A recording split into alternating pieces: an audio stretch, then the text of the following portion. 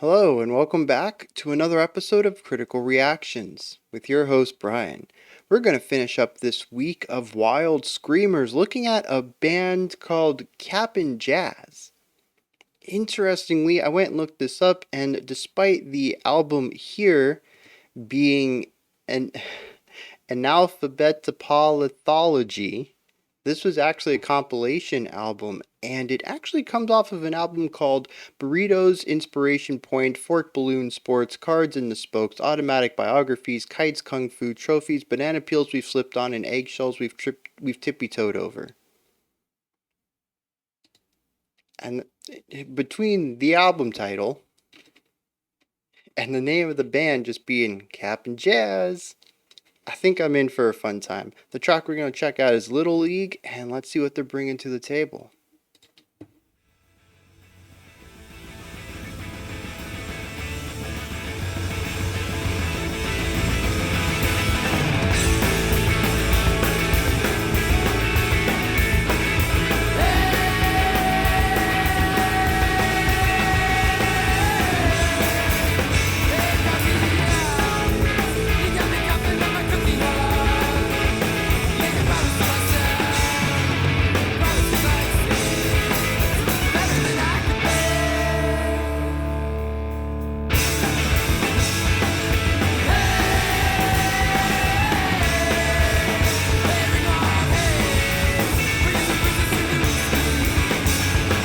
A bit of a rhythmic idea on the left, a chordal idea on the right, crazy drum centered,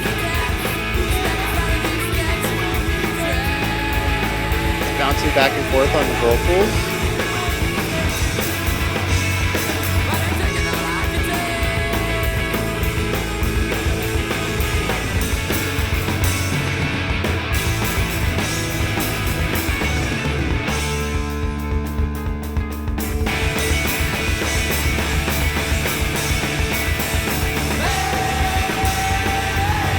A lot of these dual vocal moments that really dip into dissonance, atonality.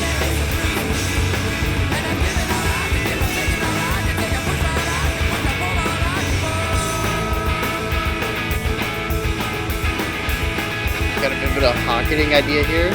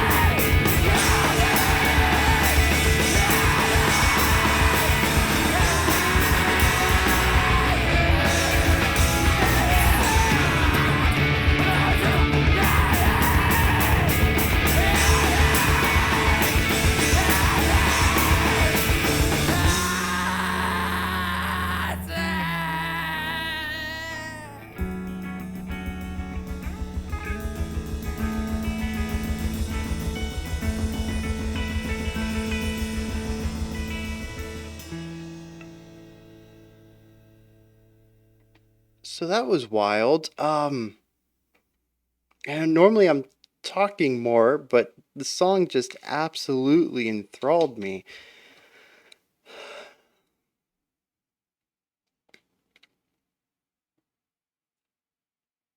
You see, here's the weird thing. Here's the weird thing. This reminded me of a lot of stuff I personally really love. I hold really dear to my heart. Uh, for those who don't know, I am a huge fan of My Chemical Romance and The Used. When I say My Chemical Romance, though, I think most people think about I'm Not Okay or Black Parade. And while I enjoy both of those albums, I am mostly a fan of their debut album, which is the only My Chemical Romance album I own. Yeah, I'm pretty sure that's true. Um, so I guess maybe you can't say I'm a huge fan of them, but I really enjoy that opening sound that they have. And, I have listened to a lot of the demos that they created for that album. And the same thing goes with The Used. I really enjoy some of the earlier stuff, and I have I have MP3s of some of their what we call them bar performances or something, just local gigs when they were performing songs that never actually made it onto an album before they made it big. Um, and this reminds me a lot of those types of demos and early recordings. There is a lot of experimentation going on in the sound, but also a very, very low production quality in the audio. It definitely sounds like something created, I think this was 95, recorded in 94. So, yeah, it feels like something recorded in the early days when, bedroom studios weren't really a thing yet, but something that was recorded and mixed at home. Um, and it gives me so many vibes sonically and compositionally that line up with some of this very early My Chemical Romance and The Used that I just absolutely love. It feels like a lost band in that trilogy, but given the era, the time that this came out, I mean, this was 95. I mean, this would have been a precursor to both of those pretty largely, I think. Let's see. Yeah, The Used formed in 2001. So their first album, I think, was 2002, and let's see, My Chemical Romance formed in 2001 as well. Makes sense, those bands coming up together. So yeah, and I Brought You My Bullets was came out in 2002. So yeah, both of those are pretty much the same thing. Formed in 01, first released in 02. Yeah, we're looking at 5, 6 years after this Cap'n Jazz album, which, from what I read, is also the only Cap'n Jazz album. They made one, they had a bunch of EPs and demos, and they all got put together into that An Alphabet Topology album. And it's got like 34 tracks, their LP, and then like a bunch of stuff they worked on. And, but it's just, like, I can see the direct lineage of where this went to become major bands like MCR and The Used, and a bunch of other bands as well. They're not the only ones that took that emo pop route, but they're the ones that stick out to me. They're the ones I grew up with that I absolutely love, and it's just really weird that to me this almost feels like another My Chem demo that I just haven't found yet. It's really weird, the similarities there. So, what is going on here, right? That's the thing. That's what we're here for. Musically, I'd break this up into 3 sections based on vibe. I'm not going to say that the structure of the song is just A, B, C. I think the A section has some different ideas in it. We might have a verse chorus idea. To me, it feels a bit more linear, but we might have an A and then a B. And then we have our quiet section, which is going to be a C. Wherever that C fits, it's definitely going to be the C. And then our outro, the screaming part, that's our D. So yeah, our structure is something A, B, maybe another A and a B, and then a C and a D. But sonically, emotionally, we have our first section, which is the clean vocals and more controlled ideas. Then we have our second section, which is the quiet section, and then we have our third section, which is the outro. And all three of these have different emotional vibes to them. To me, the song feels linear because of that. In our first idea, we have clean vocals, multiple clean vocals. They are all over the place.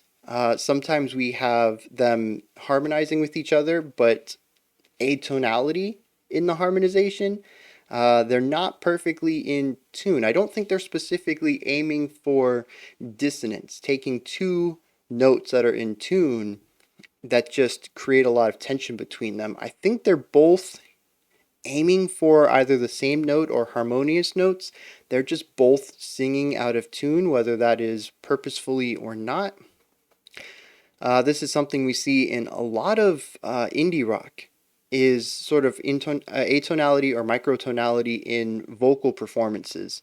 I think one of the biggest bands that I can remember that I talked about this on was the Microphones, and I'll put the thing up there so you can check that one out. That song actually really made me emotional listening to it because of how they utilized the atonality. Um, but here there's just a lot of tension, a lot of dissonance in the vocal harmonies. They don't ever really line up to a point where it's consonant, where it actually sounds beautiful together. There's always that tension there. And like I said, I don't know if it's the notes they're choosing or if the fact that they're out of tune about them, but that's always how that's going. But they don't always sing along with each other. Sometimes they bounce back and forth. Sometimes it's just counterpoint, basically, two vocal lines going on at the same time. And it creates a lot of noise. And I don't mean that in like a negative way, like, man, that's just noisy, but just, sound, interference, just stuff to pay attention to, right? We already have two guitars going on, and they are doing different things.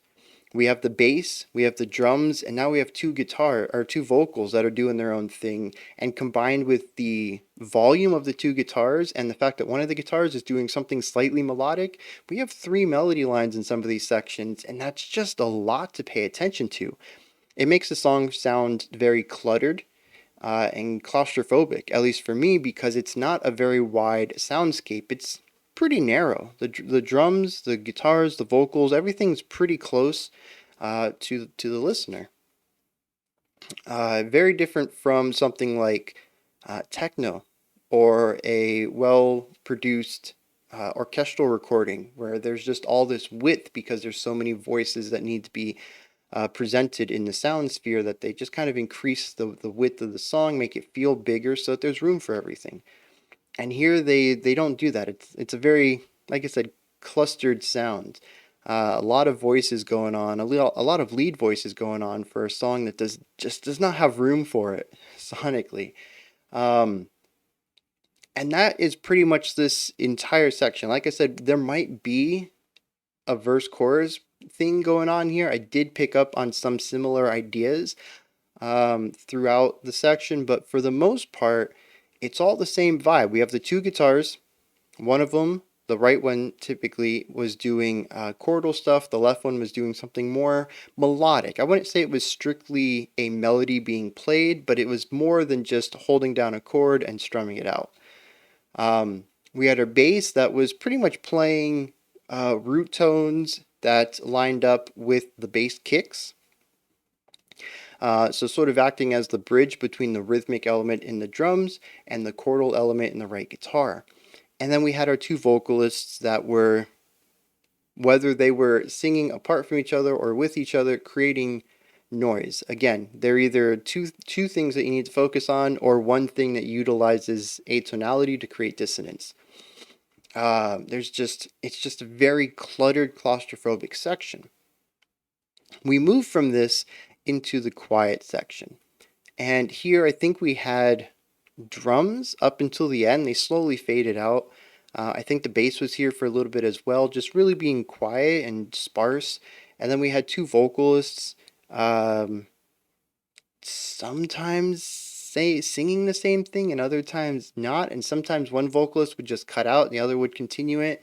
And then the first vocalist would come back in on the next repetition. Like, I never quite really picked up a pattern to it, and it sounded like they were saying different things.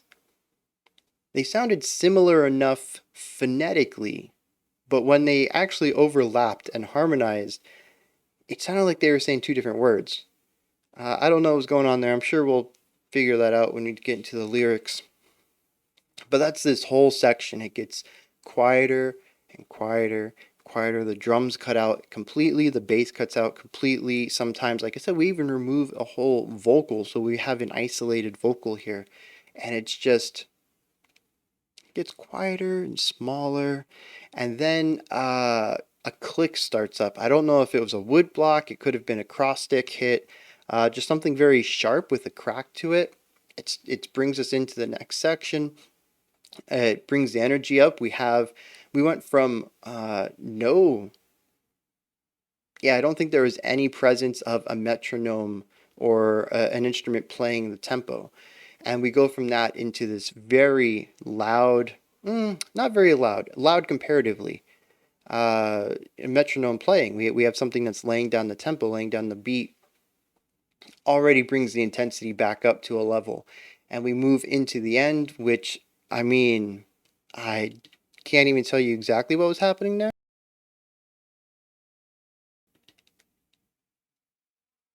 There were vocals, one vocalist, I think, screaming in. We'll get to the screaming in a second.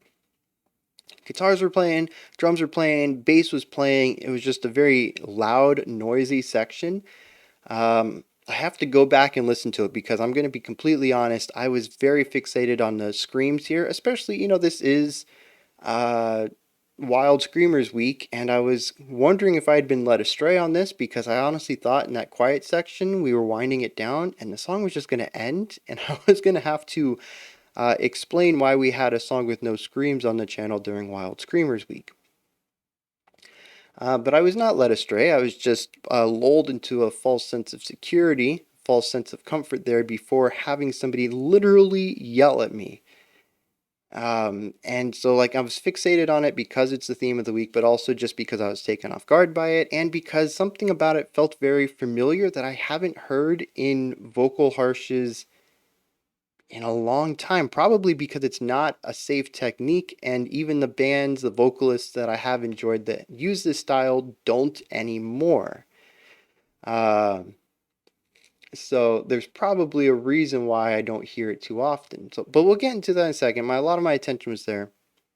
But musically, underneath, the vocals are creating a lot of chaos and sound and noise in the top end, and the music underneath is replicating all those ideas, but more role-based, where the vocals are kind of doing all of it with volume and intensity and distortion. The guitars kind of have some of the distortion and the volume. The drums are bringing intensity through rhythmic repetition. The bass is kind of sitting in between both of those worlds. And it really is just kind of taking all of the ideas of the section and saying, well, you're going to bring this, and you're going to bring that, and you're going to bring that, and together you're going to have this anxious tension to it, right? Chaotic, anxious tension. And man, that is hard to say. Chaotic, anxious tension.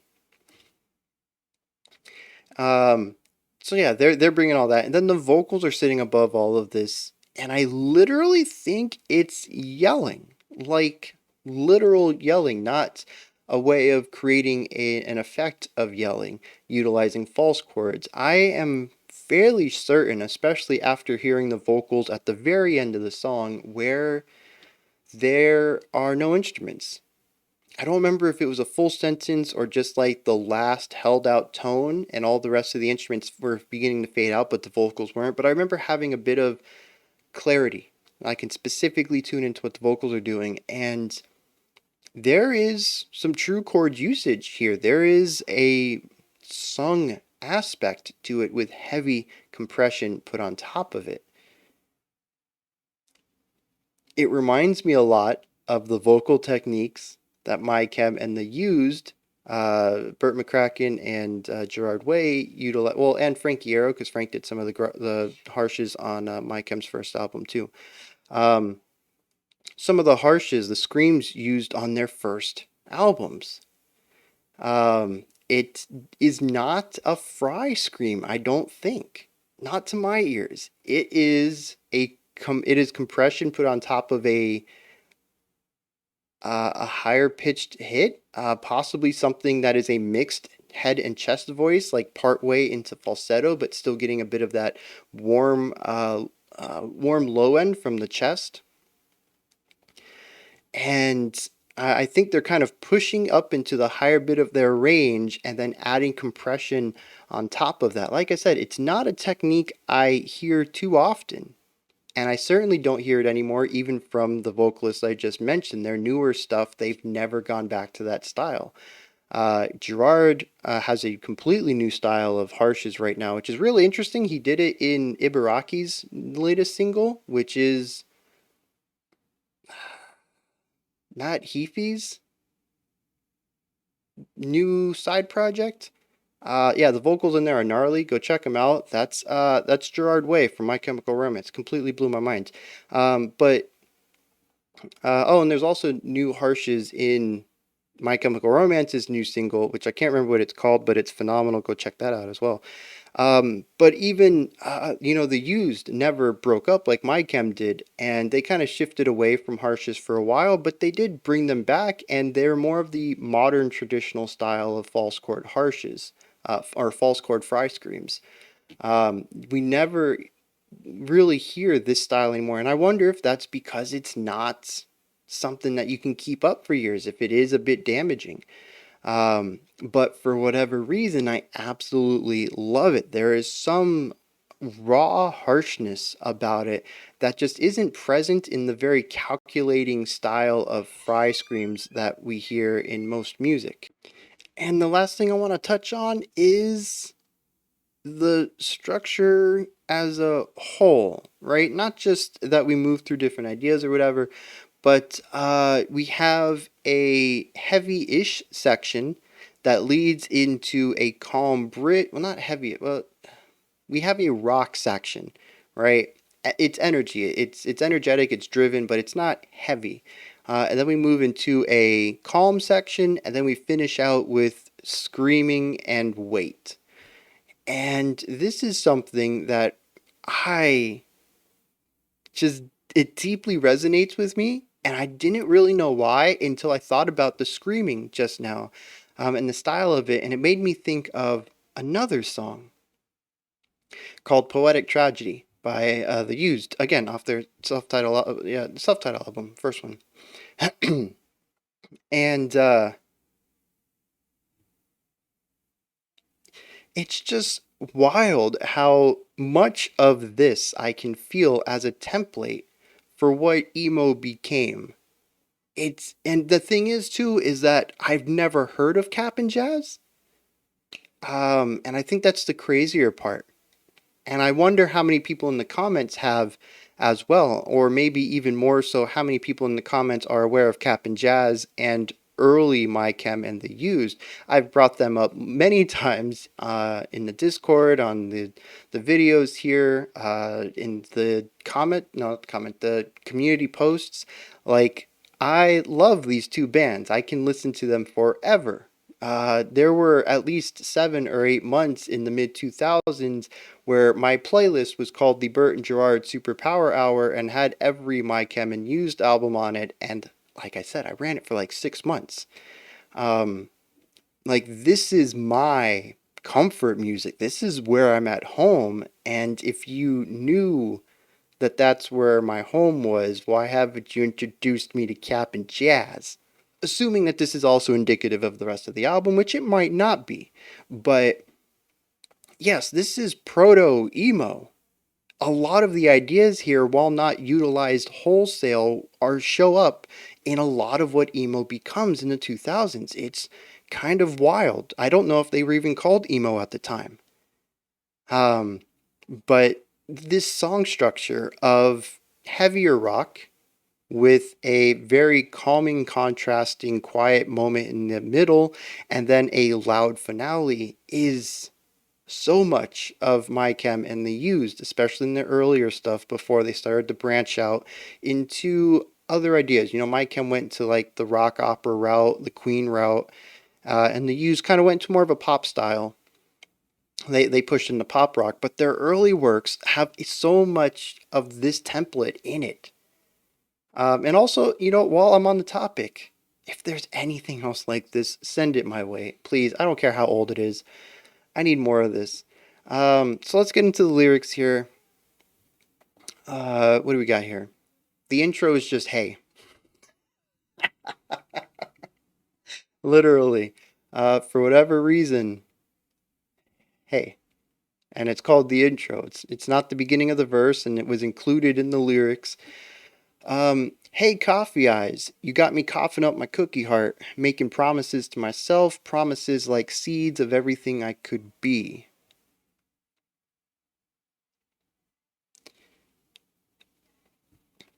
Let's move on real quick. Verse 2. Hey, Ringwald Hayes, we're using bruises too loosely in a haste to lose me, and I've given up all I could give. We live in quick flips, slips, tips, and taps to snap us out of these statue traps, but I've taken all I could take.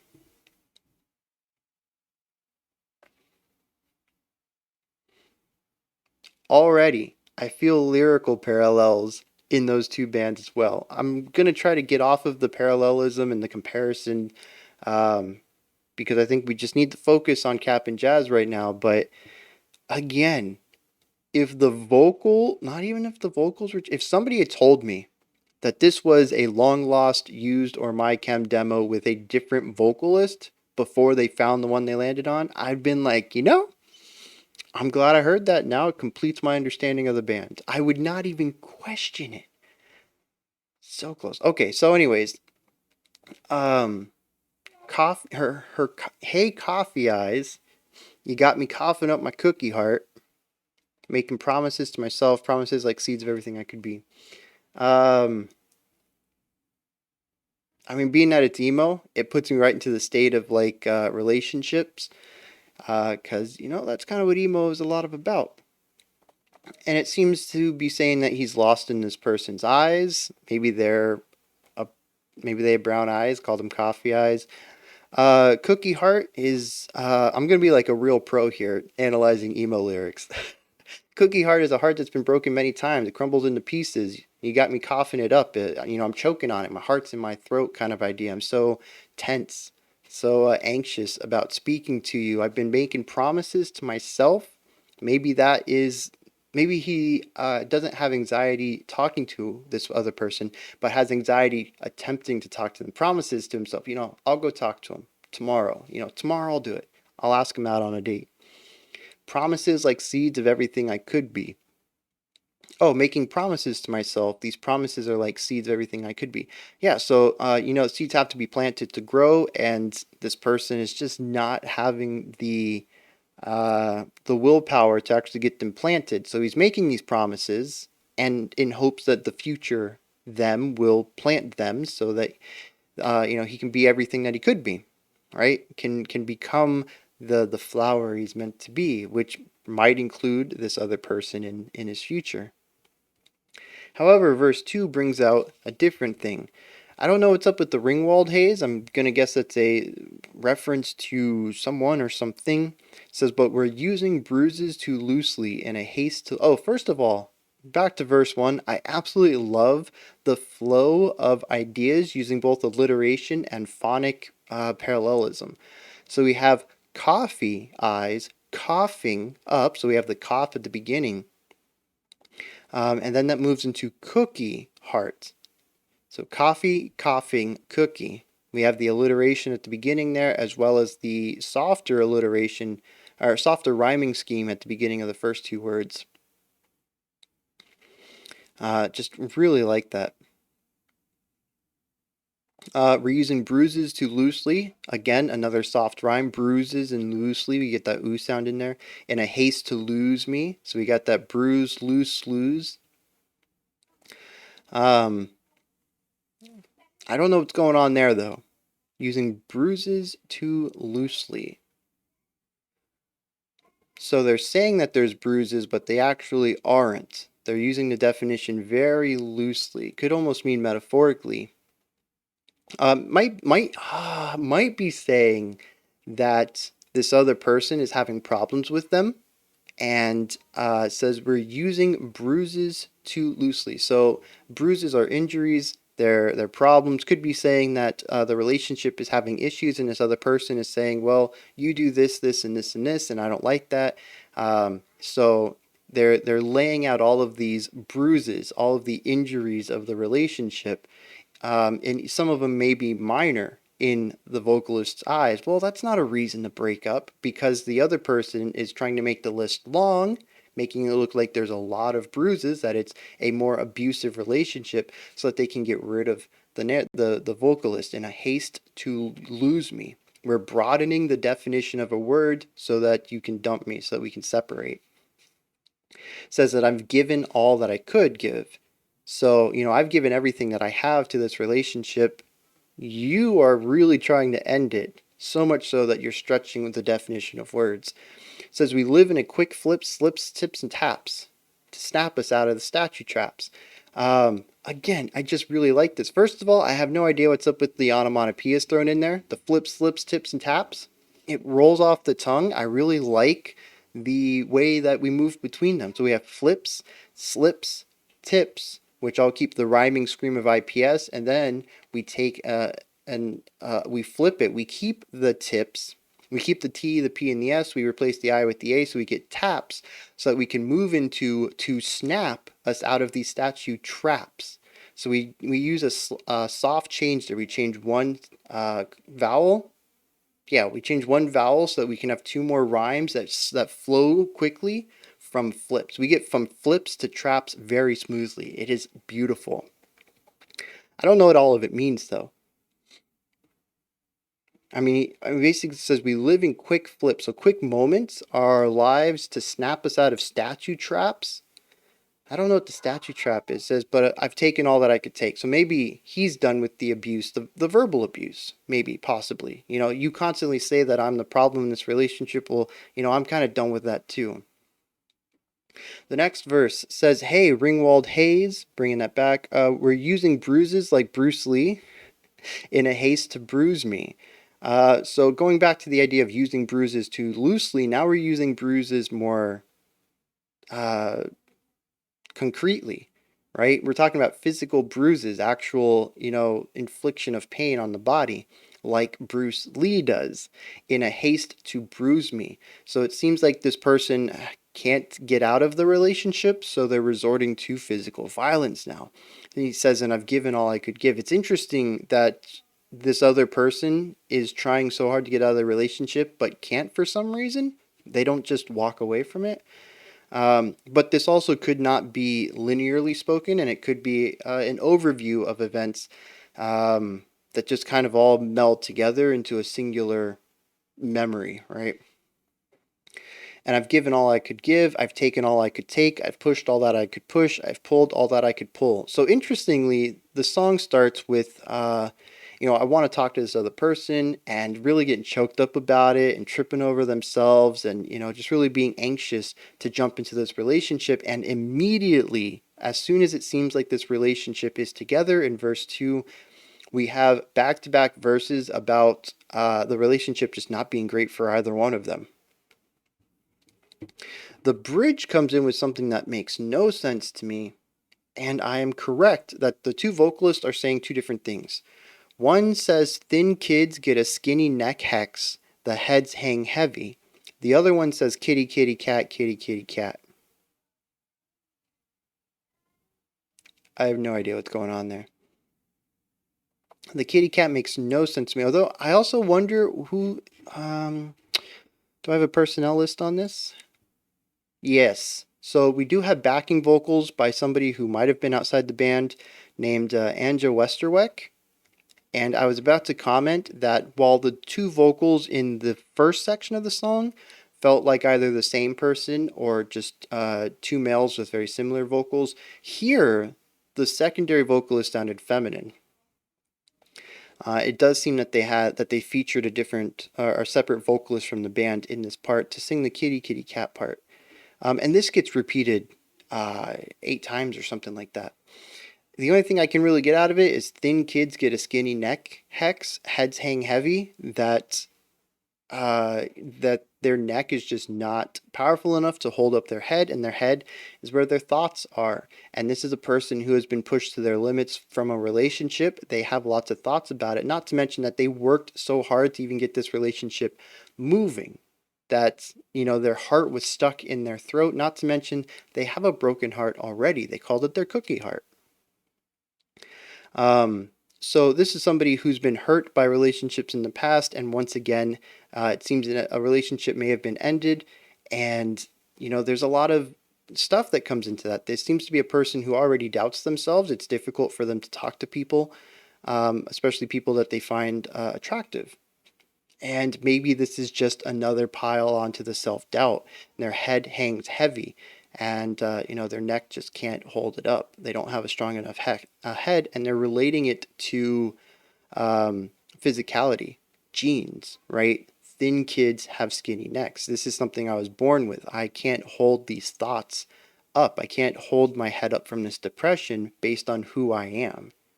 Very interesting look at mental disease, or not mental disease, mental pain, right? Emotional pain. I feel heavy, it's in my window, heads hang heavy, I'm feeling heavy, mind's feeling heavy. Yeah, exactly what I was talking about. There's just a lot of thoughts up there that feels like it's weighing the person down, but they're in the head at the very top, and the body has to support that, specifically the neck. Everything feels heavy though. And the screaming part, oh man. The screaming part is a lot of repeated phrases over and over and over and over and over. This is something that happens a lot on the Use's first album, a couple of times on their second album, In Love and Death. And there's one or two instances in My Chem's debut album that also did this, where they came back to the final chorus. They brought back everything about the chorus, but we had a new vocal line that was screaming, usually a repeated phrase above it. What did I say? What song? Poetic Tragedy is the one I had mentioned earlier. Yeah, that song actually does something similar to this. So yeah, just so much of this is present in that early 2000s emo. So we have the bridge says, museum mouth, heads hang down, won't you use me, use me, use me, hey, I want you to, won't you use me, use me, use me, heads hang. So yeah, I was talking about self-worth, right? And the fact that it seems like the narrator, the vocalist, has less self-worth, and maybe the end of this relationship has kind of hurt their self-worth again. It's put all these heavy thoughts in their mind, and it weighs upon them. And so there's a desperation here that feels like, to me, anything to stay close to this other person, even though they've been hurt by them. They'd even allow themselves to be part of a one-way relationship where they get to be used, maybe physically, emotionally, mentally, in this relationship. And they're asking you, I want you to, won't you do this, while my head hangs? I'm in a bad place, and maybe that's going to make things feel better. It is very much emo lyrics from top to bottom. It is kind of bonkers. There's a couple of things in here that didn't quite... the kitty kitty cat part. Museum mouth at the beginning of bridge 2 is an interesting line. I don't know what the Ringwald haze is, but everything else I think I got real... Emo is just my home, man. It really is. Those are my thoughts on Cap'n Jazz's Little League. This album is going to the top of my listen list. Nobody else asked for reactions on it, because probably by the time you watch this, I'll have listened to the whole album a couple of times. And that's kind of a joke. I'll gladly do a reaction to it, though it'll mostly be an analysis, right? That's happened a few times. I've opened up, hey, I've listened to the song before. We're going to check it out, and I'm going to let you guys know what's going on. I don't know how many people are actually here for my reactions themselves, so I don't think it's too big of a deal if I've heard a song before, but yeah, just putting it out there. I'm probably going to have listened to this album by the time you've seen this. Uh, Put your comments down. Let me know what you thought, if you enjoyed it or not, anything you agree or disagree with me on. All that jazz. Above the comment section, if you could, go into the description box, and there's a link for Linktree, which will take you to this menu as soon as I get this rolling. This menu right here. Check it out. There's cool stuff in there. Discord, Patreon, Twitter. You can pick up some merch, lots of stuff. Go ahead and check it out. Above that, if you could, like, subscribe, and ring the bell. Greatly appreciate all three of those. All right, next up we have an LGBTQ band for Pride Month, and that'll be it for this week. There's no album reaction tomorrow. However, I will be doing another Pride reaction in lieu of it. Sunday, we have a Patreon live stream. For anyone who is not part of the critic tier or higher on Patreon, that live stream should be available Monday or Tuesday-ish. If I'm proactive enough to make the blocked video beforehand, it should be available on Monday. If not, I'll have to make that, and it usually comes out on Wednesday, I guess, which is when I got it out this week as well. So yeah, that sounds about right. I should really just get proactive and have them ready to go, though. So yeah, that's the weekend, and if none of that interests you, we'll be back Monday. Next week, we're going to check out our next theme and some more special selections. All right, until next time, remember to be critical but not cynical of the music you listen to, and have a fantastic morning, afternoon, or evening, whenever you choose to watch my videos.